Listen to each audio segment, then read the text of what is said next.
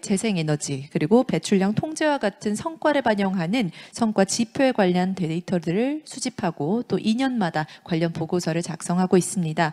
환경성과지수 이 EPI 보고서의 책임연구원이신 마틴 울프님께서 오늘 환경성과지수 지속가능성을 위한 글로벌 매트릭스를 주제로 기조 강연 함께 하시겠습니다. 그럼 바로 미국으로 연결해 보겠습니다. Hello sir, can you hear me?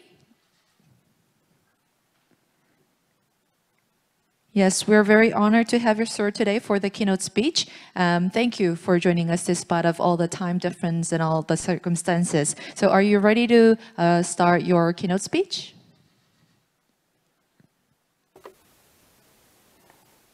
반갑습니다. 혹시 준비가 되셨는지요?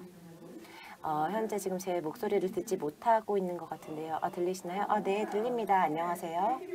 네, 안녕하세요. 오늘 기조연설 함께 해주셔서 진심으로 감사드립니다. 오늘 이제 스크린이 준비가 되신 것 같고요. 아마 발표를 시작하셔도 좋을 것 같습니다. 네, 감사합니다. 먼저 오늘 저를 연사로 소개해 주시고 초청해 주셔서 굉장히 감사합니다. 저는 마틴 울프입니다. 예일대에서 연구원으로 또 교수로 일을 하고 있고요. 2022 Environmental Performance Index, 즉 EPI 인덱스의 프로젝트 디렉터입니다. 또 먼저 시작에 앞서서 콜롬비아 대학과 맥베인 재단의 많은 연구원들에게 진심으로 감사의 말씀을 전하고 싶습니다. 증거 기반의 환경 전략을 개발하는 데 있어서 많은 노력을 해주셨고요. 특히 기후변화를 관리하고 자연 환경을 보존하고 또 공중보건을 증진하기 위해서 애쓰고 계시는 분들입니다.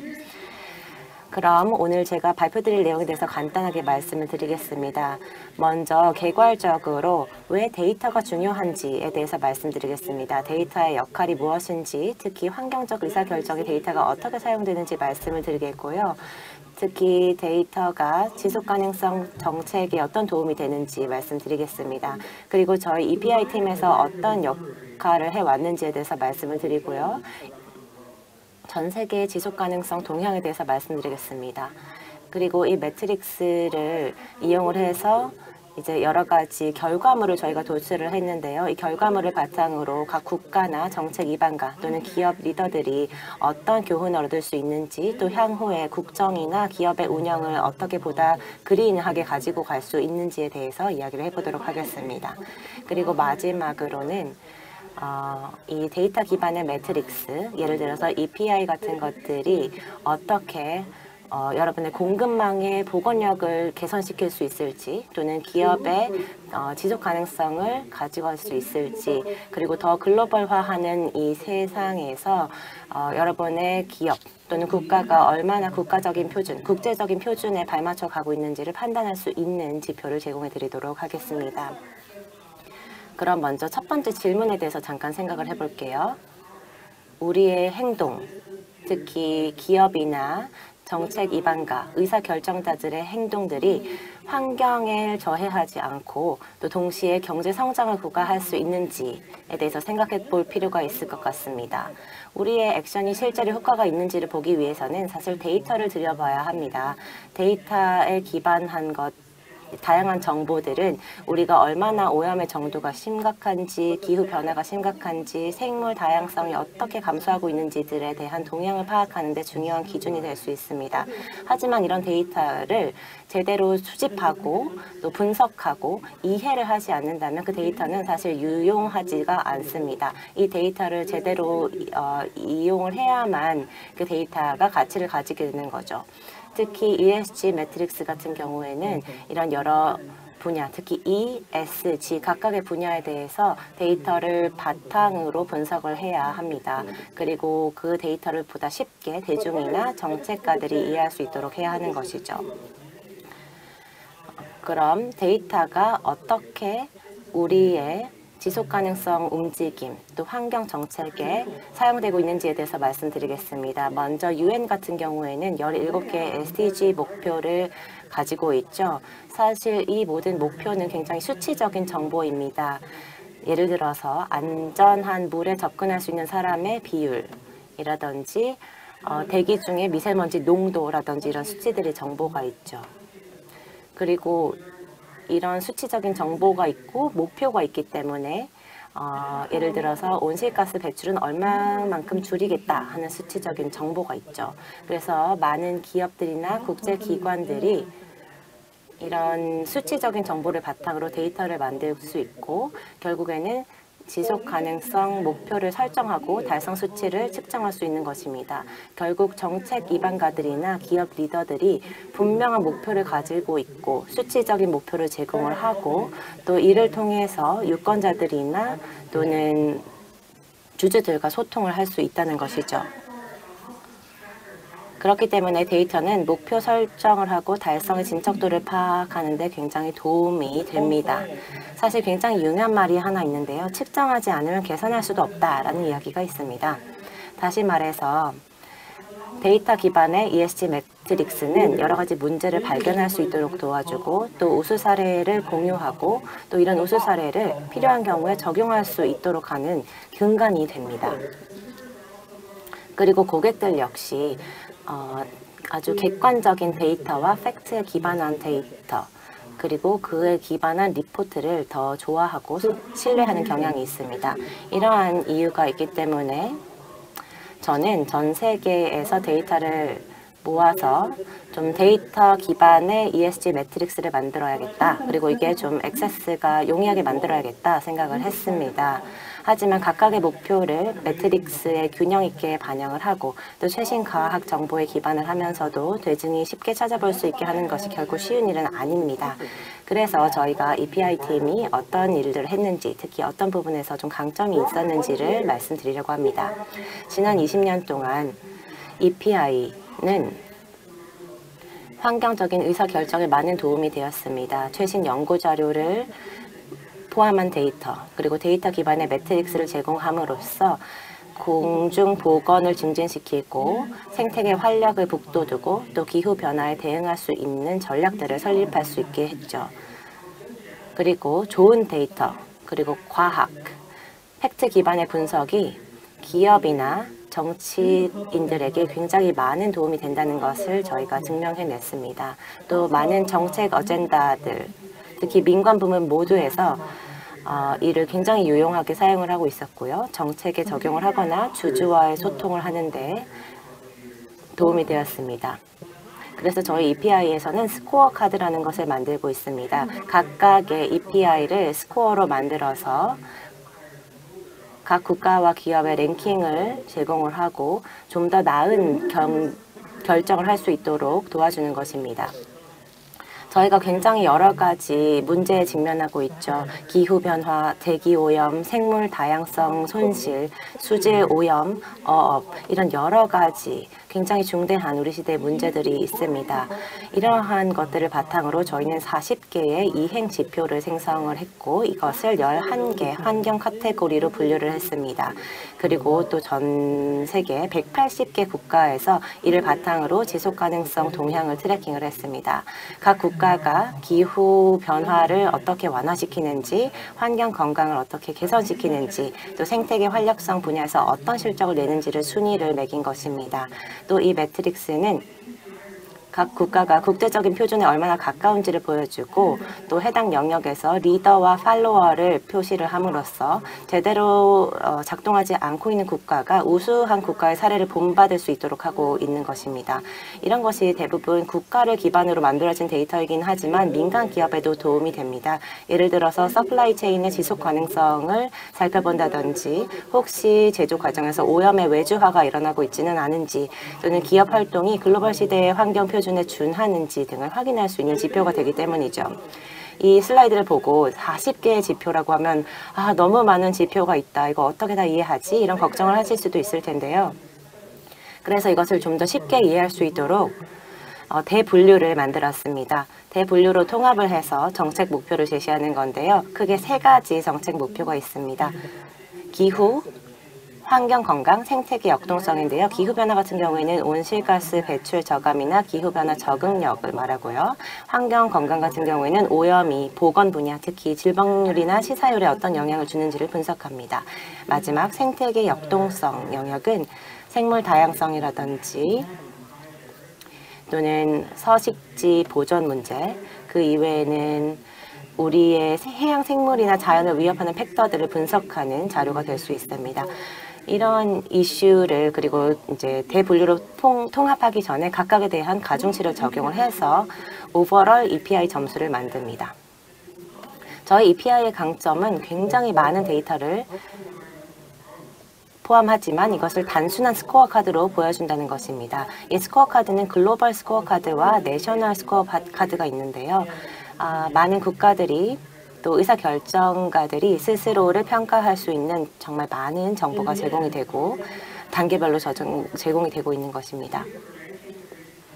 그리고 이 데이터를 바탕으로 각 국가의 총 점수를 보여주고, 즉 오버럴 스코어 카드가 제공이 되고 또 각각의 개별 영역에 대한 인디비주얼 스코어 카드도 제공이 됩니다. 그리고 저희가 해당 영역의 해당 연도의 정보만 제공할 뿐만 아니라 이 각 연도별 동향을 총취합을 해서 오랜 기간 동안 어떤 트렌드를 그리는지 그 개선 정도를 보여주는 데이터 역시 제공을 하고 있습니다. 이런 동향을 보여주는 게 중요한 이유는 정책가들이 장기적으로 정책의 효과가 어떤지를 확인할 수 있고 또 가장 중요한 현재 집중해야 할 영역을 찾아낼 수 있게 하기 때문입니다. 그럼 저희가 EPI를 어떻게 만드는지에 대해서 말씀드리겠습니다.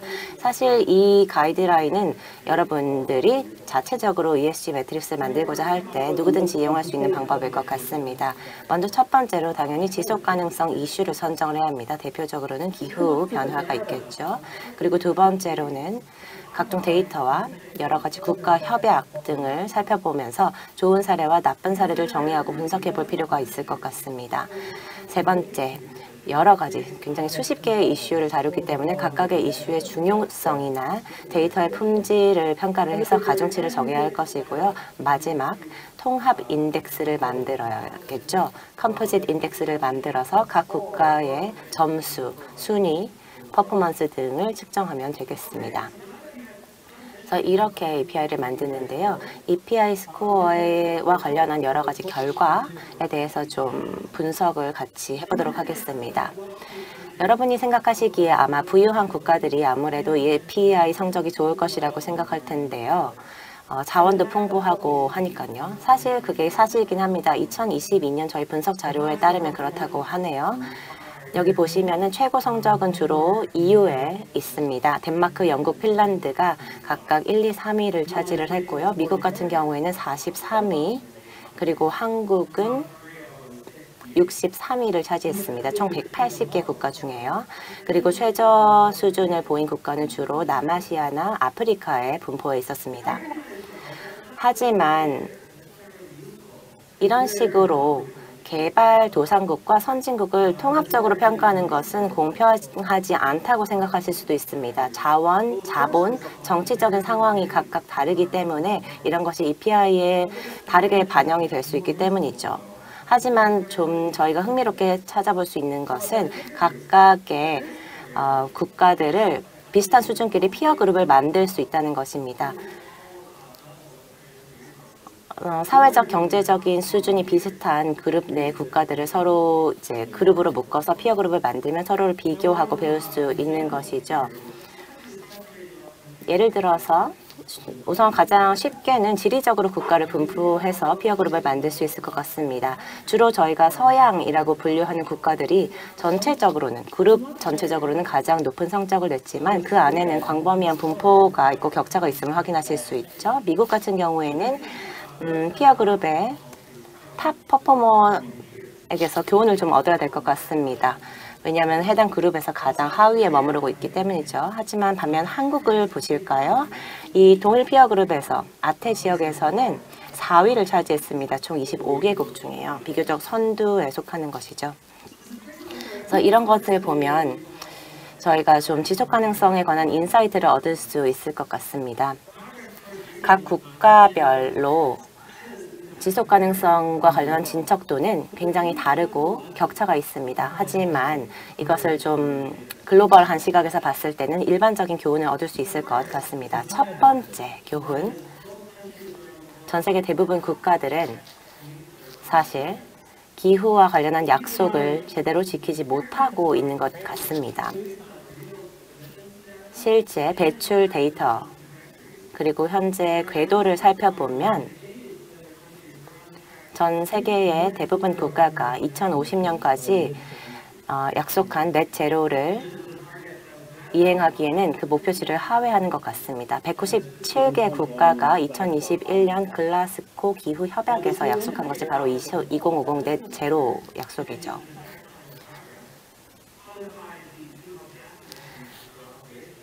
그렇기 때문에 이게 제대로 약속을 지키지 못할 것이라는 우려가 있습니다. 그리고 이 제대로 이행 수준을 지키고 있지 못하다는 것은 결국 다시 말해서 만약 2050 넷 제로를 달성하기 위해서는 각 국가와 기업들이 좀 더 노력을 더 많이 해야 될 것 같다라는 이야기겠죠. 하지만 물론 현재 이 트렌드가 절대적인 것은 아닙니다. 바뀔 수 있습니다. 보다 긍정적인 정책 결정을 한다면 그 궤도를 좀 긍정적으로 바꿀 수 있겠죠. 하지만 일부 약속을 제대로 이행하고 있는 국가들도 있습니다. 덴마크, 영국, 보츠와나 그리고 나미비아가 대표적입니다. 이 4개 국가는 2050 넷 제로 목표 달성을 위한 안정적인 궤도에 있는 것이 같습니다. 이것 역시 정책 덕분입니다. 덴마크 같은 경우에는 2030 배출량을 2030년까지 1990년대 70%까지 줄이겠다고 선언을 했습니다. 또 그 이외에도 여러 가지 포괄적인 정책을 도입을 했는데요. 온실가스세를 부과를 한다든지 신재생에너지 확대 정책을 도입하고 있습니다. 영국을 살펴볼까요?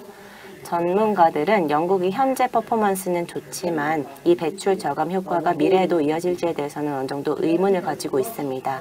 그 이유는 이런 배출 저감 효과가 최근 몇 년 동안 있었던 이유는 영국이 석탄 화력 발전소를 대부분 천연가스 발전소로 바꿨기 때문입니다.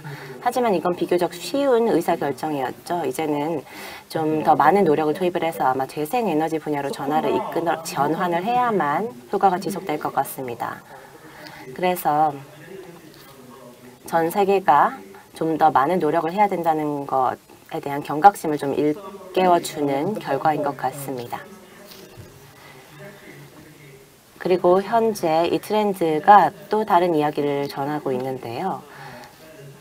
중국, 인도, 미국, 러시아 이 4개 국가가 대부분의 배출을 담당하고 있다는 것입니다. 특히 2050년이 되면 전 세계 배출가스의 절반이 이 4개 국가에서 나올 것으로 예상이 되고 있습니다. 따라서 이 4개국의 노력이 절실한 상황입니다. 하지만 걱정되고 있는 것은 이 주요국들에서 아직도 배출량이 오히려 증가하고 있다는 것입니다. 이런 트렌드를 바꾸기 위해서는 상당한 노력이 필요할 것 같습니다. 하지만 미국 같은 경우에는 배출량이 줄어들고 있습니다. 하지만 그 외에 다른 국가에서는 전혀 개선점이 보이고 있지 않기 때문에 더 많은 노력이 필요할 것 같습니다. 또 다른 인사이트가 있습니다. 전 세계적으로 아직도 코로나가 완전히 극복된 것은 아닙니다. 물론 코로나로 인해서 경제 사회적으로 상당한 차질이 발생을 했습니다. 그리고 특히 많은 기업들, 정책가들에게 어려움을, 도전 과제를 던지고 있습니다. 하지만 이 코로나로 인해서 사실 락다운이 시행이 되면서 환경적으로는 좀 이득이 있었습니다. 물론 인간의 건강, 또 경제의 건강에는 치명적이었지만요. 하지만 이런 것을 반영을 해서 정책가들이 경제와 사회를 좀 더 지속 가능한 방향으로 재건할 수 있는 기회가 생기고 있는 것 같습니다. 팬데믹으로 인해서 생태계와 환경이 복원된 것을 그대로 유지하고 가져갈 수 있는 기회가 되는 거죠. 하지만 전 세계의 정재계 인사들은 이 소중한 기회를 놓치고 있는 것 같습니다. 대부분 오염 수치가 팬데믹 이전으로 돌아갔습니다. 질소산화물 같은 경우에는 60%, 미세먼지 농도는 30%가량 팬데믹 기간 동안 줄어드는 효과가 있었는데요. 하지만 지난해 락다운이 해제되고 제조업과 여행 등이 재가동하면서 대기오염이 증가세를 보이고 있습니다. 특히 중국에서 그 반등세가 가장 두드러지고 있습니다. 중국은 대기오염 개선 폭이 2020년 초에 가장 컸습니다. 하지만 그 모든 개선 효과가 그해 말 모두 상쇄되었고 현재 더 심화되고 있는 상황입니다. 이러한 개선 효과, 환경 개선 효과를 그대로 가지고 가려면 새로운 패턴, 특히 이동 방식, 교통수단의 이동 방식 같은 것을 팬데믹 기간 발생했던 것들을 좀 그대로 유지하는 정책을 가져보면 좋을 것 같습니다. 자전거나 걷기 같은 것이 대표적이죠.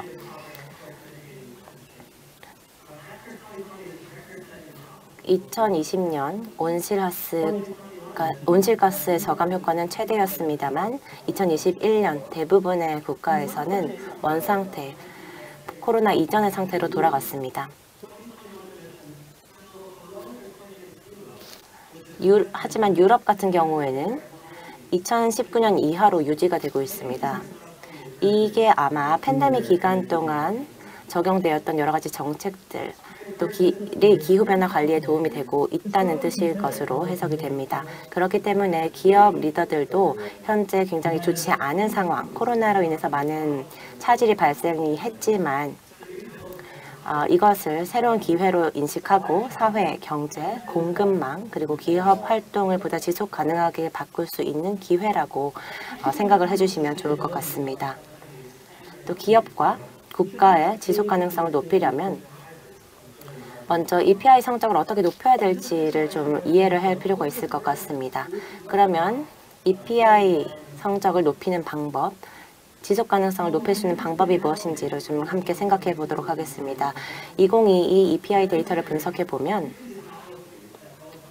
분명한 사실이 있습니다. 재무 자원과 굿 거버넌스가 또 좋은 정책이 굉장히 중요하다고 합니다. 국가의 전반적인 EPI 스코어는 주로 국가의 예를 들어서 1인당 GDP 같은 것과 상호 연관성을 가집니다. 하지만 각 부에 따라 각 국가를 그룹을 해본다고 해도 해당 그룹에서는 항상 리더와 팔로워가 있습니다. 이것이 의미하는 것은 재정적인 자원이나 부가 절대적인 잣대가 아니라는 뜻입니다. 기업에도 똑같이 적용이 됩니다. 어떤 의사결정을 할 때에 전향적으로 사고하고 기업 활동을 녹색화하도록 하면 EPI에서 좋은 성적을 얻을 수 있을 것 같습니다. 그럼 EPI를 분석한 결과를 바탕으로 여러분께 마지막으로 몇 가지 요점을 짚어드리도록 하겠습니다. 환경 데이터를 제대로 분석하는 게 EPI 성과를 높이고 또 기업을 지속 가능하게 하는데 어떻게 도움이 되는지에 대해서 말씀드리겠습니다. 데이터와 과학의 힘에 대해서 말씀드리겠습니다. 데이터 기반 ESG 분석을 이용을 하면 여러분의 공급망을 보다 지속 가능하게 관리할 수 있습니다. 천연 자원을 만드는 국가 같은 경우에 환경 상태를 살펴볼 수 있는 거죠.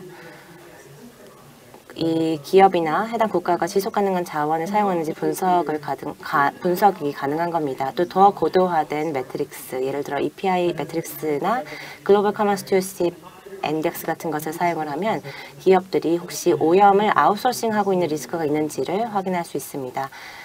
다른 공급망에서 환경 문제가 발생하면 우리에게 환경 문제가 이전되기 때문입니다. 그리고 마지막으로 의사결정자들과 기업의 리더들은 최고의 정책을 선정을 해서 지속 가능성을 개선하고 더 건강하고 행복한 방향으로 경영을 이끌어갈 수 있을 것입니다. 저희 EPI를 이용을 하면요.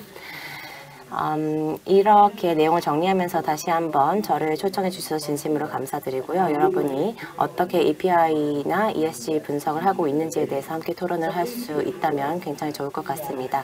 많은 연구자 여러분 또 여기 함께 계신 분들이 저에게 언제든지 연락을 해주시면 함께 논의하는 것을 기쁘게 생각할 것이고요. 편하게 연락을 주시기를 바랍니다. 그럼 다시 한번 제가 오늘 연사로서 여러분과 함께 할 수 있게 되어서 굉장히 기쁘게 생각하고 감사드리고요. 데이터 드리븐 애널리시스에 대해서 말씀할 수 있는 기회를 주셔서 감사합니다. Yes, thank you very much once. 네, 다시 한번 감사합니다. 굉장히 통찰력 있는 강연이었습니다. 잠시 계셔주시면 조금 있다가 디스커션 시작하도록 하겠습니다. 지표들이 이 데이터 기반의 분석을 가능하게 하고 또 이 국제 회복력에 어떤 기여를 하는지 알 수 있는 시간이었습니다. 네, 관련된 보고서나 또 레포트에 있어서는 웹사이트를 방문해 주시면 되겠습니다. 이어서 기조 대담 진행하겠는데요. 기후